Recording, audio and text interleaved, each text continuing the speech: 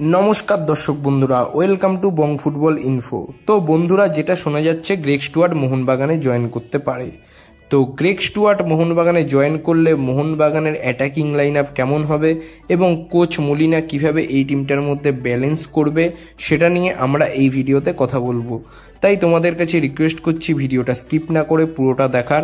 আর হ্যাঁ, এরকম টাইপের ভিডিও পাওয়ার জন্য প্লিজ আমাদের চ্যানেলটা সাবস্ক্রাইব করে বেল আইকনটা প্রেস করে দিও। তো চলো এবার ভিডিওটা শুরু করা যাক। তো বন্ধুরা, আমরা সবাই জানি গ্রেগ স্টুয়ার্ট কিরকম প্লেয়ার। সে একজন স্কটিশ ম্যাজিশিয়ান।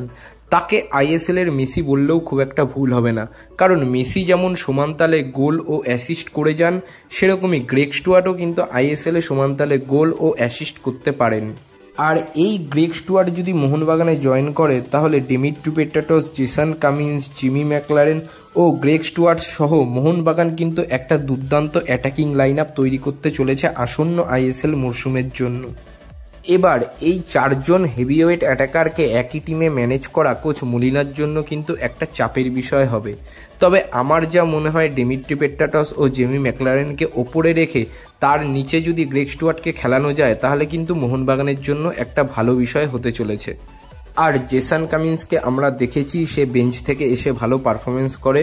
তো এক্ষেত্রে আমরা আশা করতে পারি জেসন কামিন্সকে হয়তো পরের সিজনে আমরা বেশিরভাগ ম্যাচই বেঞ্চ থেকে আসতে দেখতে পারবো এবং সে সুপার সাব হয়ে দারুণ পারফরমেন্সও করে। এবার বয়স যেহেতু গ্রেগ স্টুয়ার্টের 34, সেই বিষয়টা মাথায় রেখে যদি গ্রেগ স্টুয়ার্টকে বেঞ্চ থেকে আনা হয় তাহলে জেসন কামিন্স ও Jamie Maclaren as a striker হিসেবে শুরু করবে এবং তাদের নিচ থেকে ডিমিট্রি পেট্রাটস খেলবে। তারপরে সেকেন্ড হাফে পারফরমেন্সের বিচারে হয়তো জেসন কামিন্সকেই তার জায়গাটা স্যাক্রিফাইস করতে হবে এবং সেই জায়গায় আমরা গ্রেগ স্টুয়ার্টকে দেখব। তারপরে মোহনবাগানের লাইন আপটা এরকম হয়ে যেতে পারে যে ডিমিট্রি পেট্রাটস ও জেমি ম্যাকলারেন একটু ওপরে থাকছে এবং তাদের নিচ থেকে গ্রেগ স্টুয়ার্ট খেলছে। তো এই দুটোর মধ্যে যে কোনো একটা হতেই পারে, সেটা সম্পূর্ণ নির্ভর করছে কোচ মলিনার ওপর। তবে আমরা গত সিজনের গ্রেগ স্টুয়ার্টের একটু স্ট্যাটসটা দেখে নেব। আগের সিজনে গ্রেগ স্টুয়ার্ট আইএসএল এ 9টা ম্যাচ খেলেছে। 9টা ম্যাচ খেলার কারণ সে সিজনের মাঝপথেই তার দেশের ক্লাবে ফিরে গিয়েছিল, এর জন্য সে মাত্র 9টা ম্যাচ খেলতে পেরেছে। তো এই 9টা ম্যাচের মধ্যে সে 9টা ম্যাচই স্টার্ট করেছিল এবং তার প্লেইং মিনিটস ছিল 85 মিনিট। মাত্র 9টা ম্যাচ খেলেই কিন্তু আইএসএল এ সে 4বার টিম অফ দ্য উইকে ছিল। এটা কিন্তু একটা দারুণ বিষয়। সে ওই 9টা ম্যাচের মধ্যে 2টো ম্যাচে গোল করেছে এবং 3টে অ্যাসিস্ট করেছে।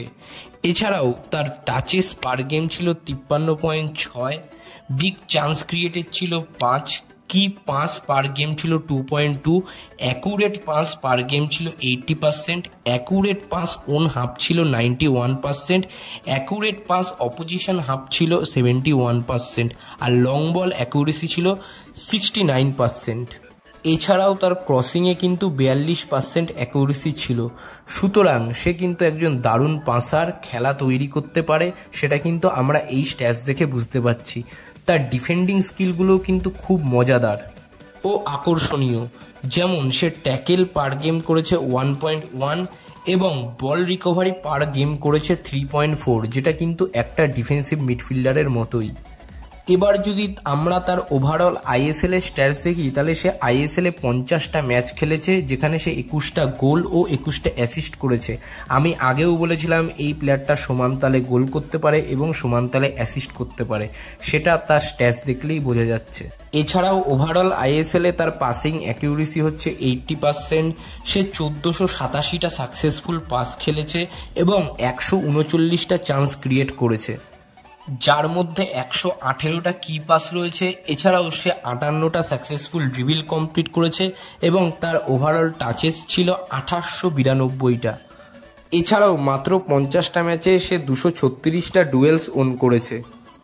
তাই সব দিক দেখলে একটা জিনিসই বোঝা যাচ্ছে যে গ্রেগ স্টুয়ার্ট যদি মোহনবাগানে আসে তাহলে মোহনবাগানের টিমটা তো স্ট্রং হচ্ছেই, এছাড়াও মোহনবাগানের অ্যাটাকিং লাইন আপ আইএসএল এর সব থেকে সেরা অ্যাটাকিং লাইন আপ হতে চলেছে।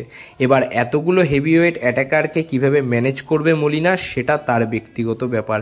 তো দেখা যাক গ্রেগ স্টুয়ার্ট মোহনবাগানে আসে কিনা, আসলে তো খুবই ভালো হয়। তো বন্ধুরা আজকের ভিডিওটা এখানেই শেষ করছি। ভিডিওটা ভালো লাগলে লাইক করে দাও, শেয়ার করে দাও, আর কমেন্ট করে জানাও গ্রেগ স্টুয়ার্ট কি মোহনবাগানে আসবে, আর মোহনবাগানে আসলে তোমরা কতটা খুশি হবে সেটাও কমেন্ট করে দিও। আর সবশেষে একটা কথাই বলবো, দেশ ও বিদেশের ফুটবলের নানা রকম আপডেট ও অ্যানালাইসিস পাওয়ার জন্য আমাদের চ্যানেলটা সাবস্ক্রাইব করে বেল আইকনটা প্রেস করে দিও। তো আজকের মতো টাটা, বাই।